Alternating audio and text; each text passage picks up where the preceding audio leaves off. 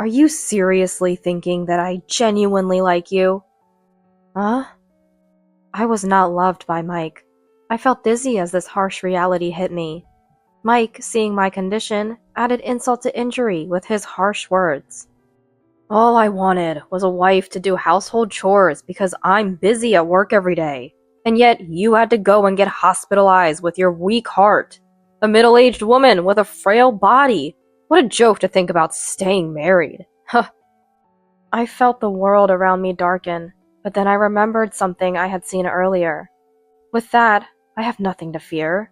With this thought, I regained my composure and retorted to Mike, Fine by me. I have a powerful ally on my side. So, letting go of someone like Mike is not a loss for me. However, I decided to take revenge on Mike, who used me mercilessly and even rekindled his relationship with his ex-girlfriend while I was hospitalized. I'm Kate, a 45-year-old housewife, married not long ago.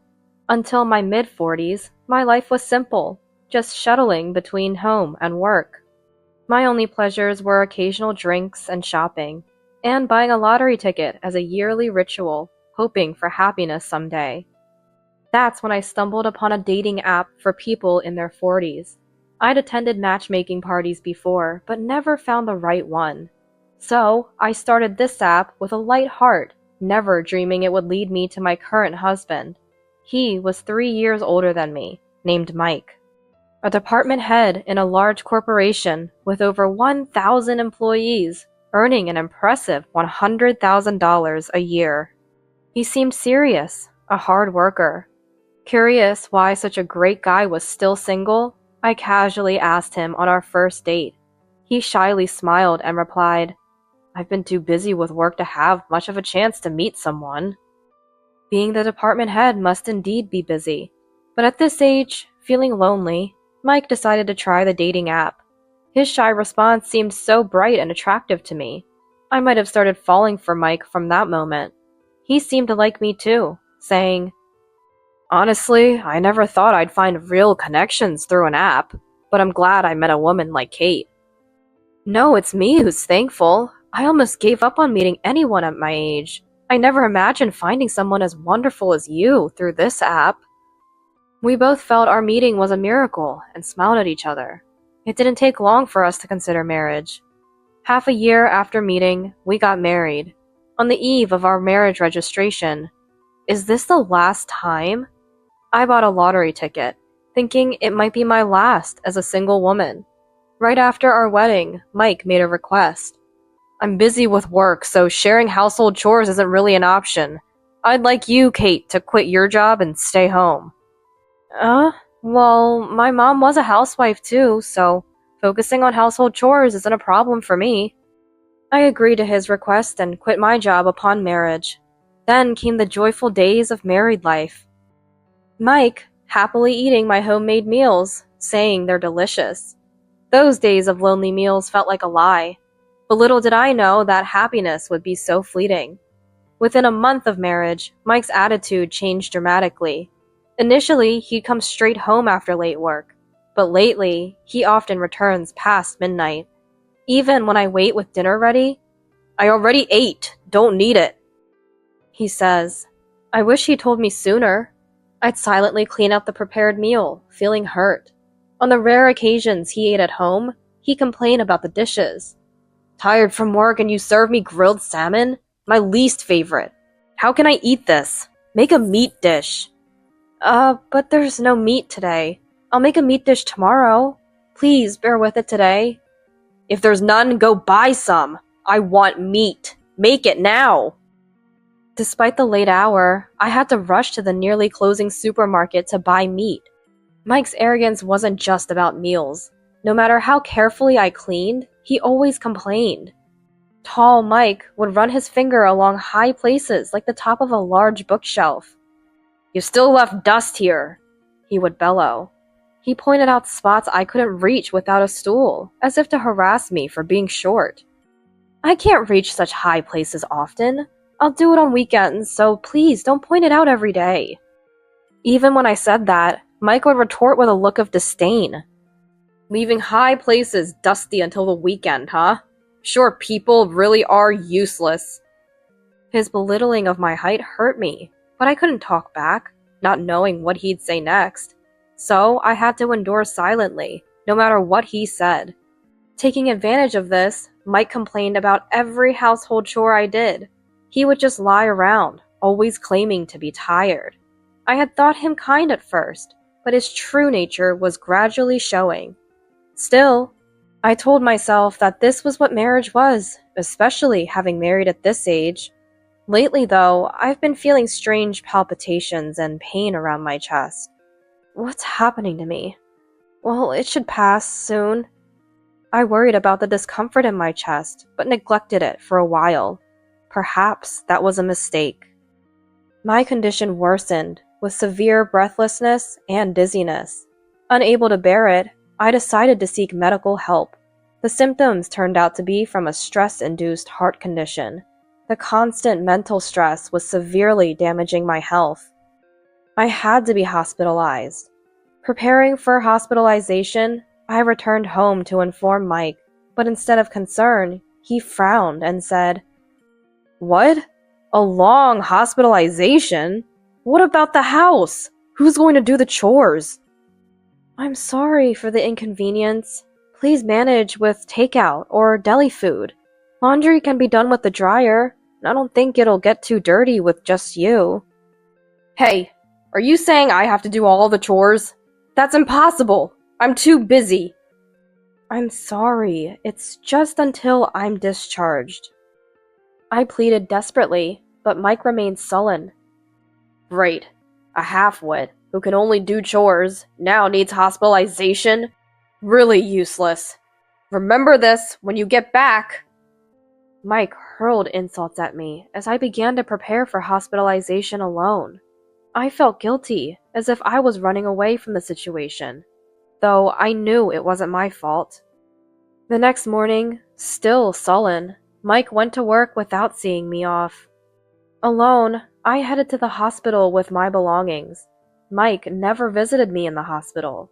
I had brought everything, suspecting he wouldn't come. The hospital room felt incredibly lonely. To distract myself, I surfed the internet on my mobile. That's when I received an odd message. It was from Mike, but the content left me stunned. "Betty, I love you. I'll be off work soon. Wait for me." I was about to mark it as read when it suddenly showed, "Message deleted." Who is Betty? It was a gentle message, unlike any he'd sent me. Could Mike be having an affair? As the anxiety crossed my mind, my chest began to hurt sharply. I hastily pressed the nurse call button. Fortunately, it was a mild attack, and the pain subsided in about 5 minutes following the nurse's instructions. The nurse advised, "Stress is bad for you. Think of something pleasant." But I had no idea what to think about. Then I remembered the lottery ticket I bought before getting married. The draw was yesterday. I checked the official website on my mobile for a bit of relief. I was shocked to see, "Congratulations on your win," on the page. No way, really? I was counting the amount, excited, when the door opened, and Mike walked in. Behind him was an unfamiliar woman, maybe in her early 30s, flashy in appearance. "Hey, how are you?" Mike spoke to me casually. "How can I be fine? I'm hospitalized. Plus, you haven't shown your face here even once." "Of course. Who do you think has been busy because of you? I had a hard time with work and chores." Mike, as usual, only cared about his own troubles, indifferent to my condition. I replied with a puzzled expression. "Oh, I see. Sorry for the trouble." Unfazed by my displeasure, Mike smirked and replied, "Really? Kate, you're so charmless. Well, it's okay. From now on, I don't have to worry about being inconvenienced. You can stay in the hospital as long as you like." What do you mean?" Mike's words filled me with unease again. Then, Mike, with an arrogant look, put his arm around the shoulder of the woman behind him and said, "Because she'll be taking care of me now. Right, Betty?" Betty was the name in the earlier message. She smiled while snuggling up to Mike. Who is she? That woman. You're surprised, huh? Since you're useless, I contacted Betty, my ex-girlfriend. She still likes me, so she came right away. Mike boasted about it. I tried to stay calm and asked, "Oh, an old acquaintance came to help? Sorry for the inconvenience. I need to stay in the hospital a bit longer." Mike and Betty burst into laughter at my words. Is this woman a bit crazy? She doesn't understand anything. Well, can't be helped. She hadn't had a man until her mid-40s. Mike and Betty looked at me with mocking eyes. I understood very well what was happening. They were having an affair. I wanted to say that, but it would only strain my heart more. So I responded calmly, but Mike said something outrageous. Anyway, I don't need a weak middle-aged woman anymore. From now on, I'll be with Betty. He said this while presenting me with divorce papers. He wanted to divorce me. I couldn't hide my shock, even though I tried to stay calm. Why? You're with your ex-girlfriend whom you once broke up with. You married me, and now you want to get back together? I asked Mike that, and he replied with a look of disgust. Do you seriously think I genuinely liked you? Huh? I was never loved by Mike. I felt dizzy as this harsh reality hit me.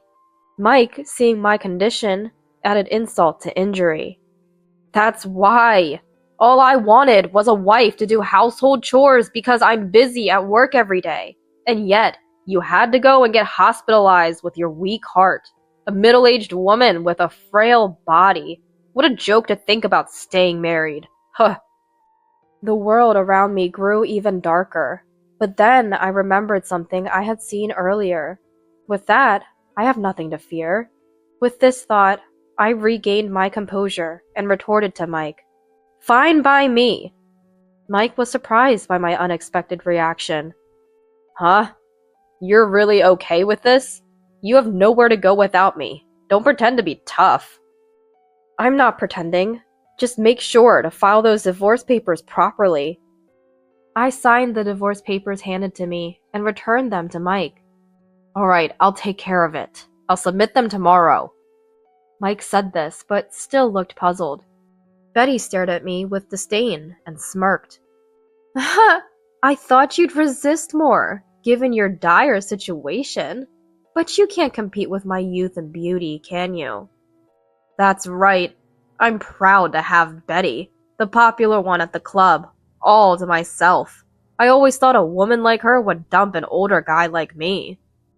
I was always loyal to Mike, even when I was the most popular at that club. Let's submit our marriage application as soon as the divorce papers are filed. Club? Popular? At my reaction, Mike quickly covered his mouth. So, he'd been going to such places while pretending to work hard. Now I remember him coming home drunk, claiming to have worked overtime. His late returns after dinner seemed suspicious. Seeing my doubtful face, Betty exclaimed, "Who cares? Anyway, Mike and I are getting together. Middle-aged women are useless." With that, Betty grabbed Mike's arm and left. Mike decided to remarry his affair partner while I suffered in the hospital. I couldn't forgive Mike. Even though I'd feel relieved after the breakup, I planned to take revenge first. After that, I quietly recovered in the hospital room and finally got permission to be discharged. With Mike remarrying and moving to Betty's apartment, I was left to live alone in our former home. When I returned home, I immediately headed to the lottery headquarters to cash in my winning ticket. It would take about a week to receive the money. During that time, I searched online for a good lawyer.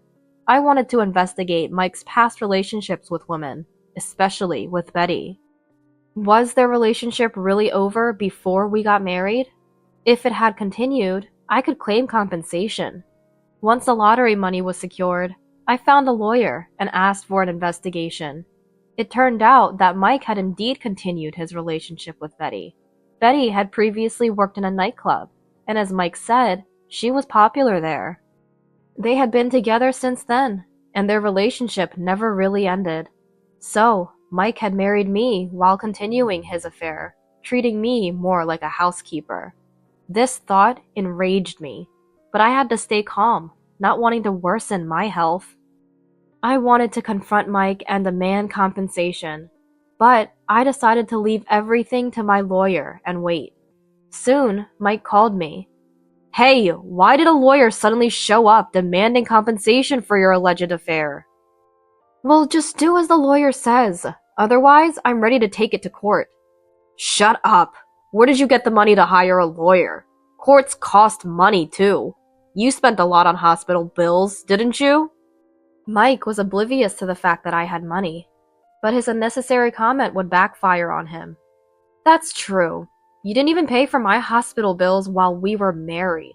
The lawyer said I could claim those expenses from you." Ugh.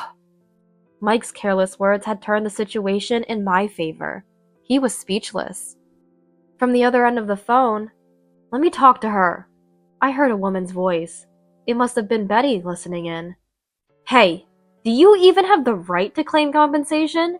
You just got sick and neglected your husband. I was the one who took care of him. So if anyone deserves compensation, it's me." "That's right. Exactly." Mike, emboldened by having Betty by his side, sounded triumphant, but I remained calm and replied, "Didn't the lawyer tell you? The investigation already confirmed that Mike continued his affair with Betty even after our marriage. I hired a competent lawyer, so there's no escaping this." "Stop bluffing. You keep saying that, but you don't have the money." "That reminds me, Mike. Despite your high income, you only gave me $1.7 a month for living expenses. I struggled to manage rent, high utility bills, and groceries with that. That might also qualify for compensation, don't you think?" Yes, Mike had always treated me horribly. No matter what he said now, it only dug his grave deeper. If we went to court, it was clear I had the upper hand. I had meticulously kept a household budget app, which would serve as evidence. Mike still thought I was just bluffing. "A competent lawyer, huh? That's a lie. Your lawyer must be nothing special. I won't be fooled." Hearing that, I sent Mike the webpage of the law firm I found online. "I hired this law firm. You have their business card, right?" The webpage featured photos of the lawyer who was helping me. Mike must have been surprised to see it. "This is a pretty famous law firm, isn't it? Where did you get the money to hire them?" Mike's voice sounded panicked, so I decided it was time to reveal the truth. "Actually, I won $500,000 in the lottery this year." "Huh?" My words seemed to have surprised Mike and Betty. "You're lying, right? I never heard about you buying a lottery ticket." "I bought it with my own money before I married you. So it's not something I needed to report to you, is it?" After I answered, there was a moment of silence. Then Mike, sounding panicked, said, "You're at home, right? I'm coming over right now." I wondered what Mike would do coming over now. About 20 minutes later, Mike arrived at my house alone. Surprisingly, he looked cheerful. "Kate, I came to talk about the division of assets." Division of assets? Mike had come happily, so I wondered what he was thinking. I was dumbfounded by his ridiculous claim. "The lottery ticket was bought before marriage, but you cashed it in after we were married, right? Doesn't that mean I'm entitled to half as shared marital property?" "Unfortunately, that won't work. I cashed it in after our divorce was finalized. And besides, the divorce was due to your infidelity." "What? Don't say that! We were once husband and wife, so give me at least a quarter." Mike pleaded desperately. I sharply rebuked him. "No way! There's no division of assets. I need to get compensation from you." "About that." Mike was again trying to come up with something that suited him. "You know I was deceived by that woman. She only approached me for my money. She worked in a nightclub, so she must have had other men, more than just me." "So what are you trying to say?" "Meaning, I'm a victim here, not really cheating. Of course I'll break up with her and never cheat again. So, can't we start over?" I was amazed at his audacity. "Do you really think that excuse will work? You definitely cheated. Look, I have plenty of evidence. I said this and laid out the photos my lawyer had collected of Mike's infidelity. The photos showed Mike with his arm around Betty, entering and exiting a hotel, and intimate scenes in a park. All were clear evidence of his infidelity. Damn, you gathered these? Mike picked up the photos, frustrated. Then, as if to add insult to injury, Betty appeared. Apparently, she had followed Mike and was hiding nearby. Hey, Mike! Who said I deceived you? You were the one crying and begging me. Betty, you heard that? It seemed like the end for Mike. Betty, having heard all of Mike's selfish reasoning, was furious. Don't look down on me because I worked in a nightclub. I've always loved Mike, even after we broke up. What will you do about these feelings? I'm sorry. Mike was now dwarfed by 2 angry women. I was so happy when you came back to me. You trampled on my feelings, so I'll ask for compensation too. Hey, why should I pay compensation to a mistress? A mistress? We were legally married, even if it was for less than a month. Well, it started as an affair. Seeing Mike's desperate face, I almost laughed. Mike, women's hearts aren't so easily swayed. Mike looked utterly disheartened by my words. It seemed like things were settling down, so I decided to call one more person who had been listening in. You can come out now. What? There's someone else here? At my call, a person from the next room entered. Hello? I've heard everything. It's that lawyer from before. Yes, this lawyer had told me to contact him anytime something happened. So when Mike said he was coming over, I immediately contacted him. The lawyer entered my house quietly through the back door and had been waiting in the next room. Mike, as Kate just told you, you have no right to any division of assets. Regarding the compensation, Betty's case will also be added, so we'll reconsider that. Upon hearing this from the lawyer, Mike was stunned into a daze. With this, everything was resolved, and I felt relieved. Afterward, I received compensation from Mike and settled the property division based on half of Mike's income during our marriage.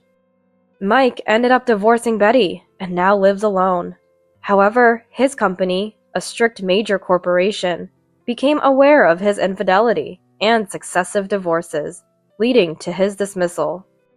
It seems he had been under scrutiny by his superiors for his flashy relationships with women. This latest divorce scandal quickly leaked out. I haven't seen Mike since then, but someone informed me about his situation. It was none other than Betty, his affair partner. Betty seemed remorseful for what she had done to me, and came to my house to apologize. I'm sorry. I'll work and pay the compensation for the affair, little by little. Please wait for me. Betty apologized while saying this. However, I refused the compensation from Betty. I heard she hadn't found steady employment since leaving the nightclub. Initially, she managed with her savings, but her spending habits from her nightclub days lingered, and now her savings were gone.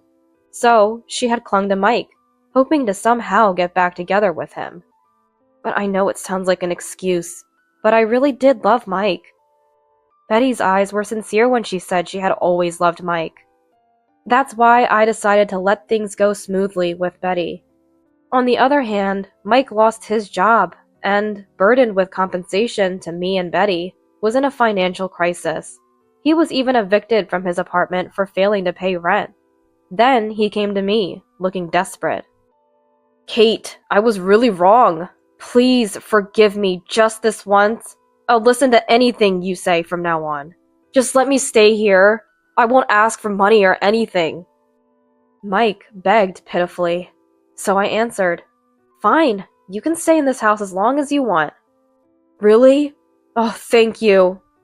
I let Mike into the house, but that night, while he was sleeping, I packed my belongings.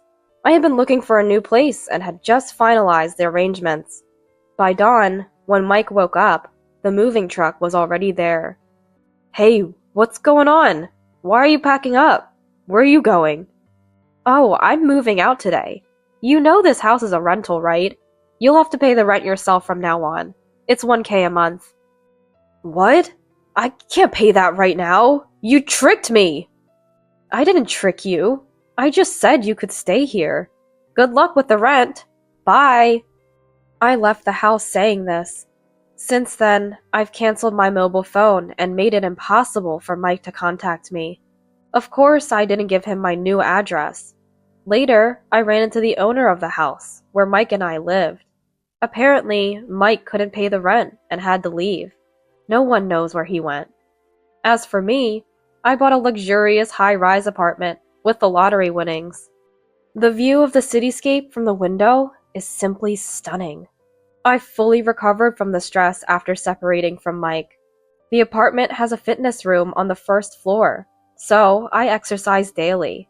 I also adopted a Pomeranian, Mocha, who has become my dear family. But I can't just live off the lottery winnings. I enjoy working, so I decided to get rehired at the company where I worked before marriage. Coincidentally, I saw a job posting the day I moved in.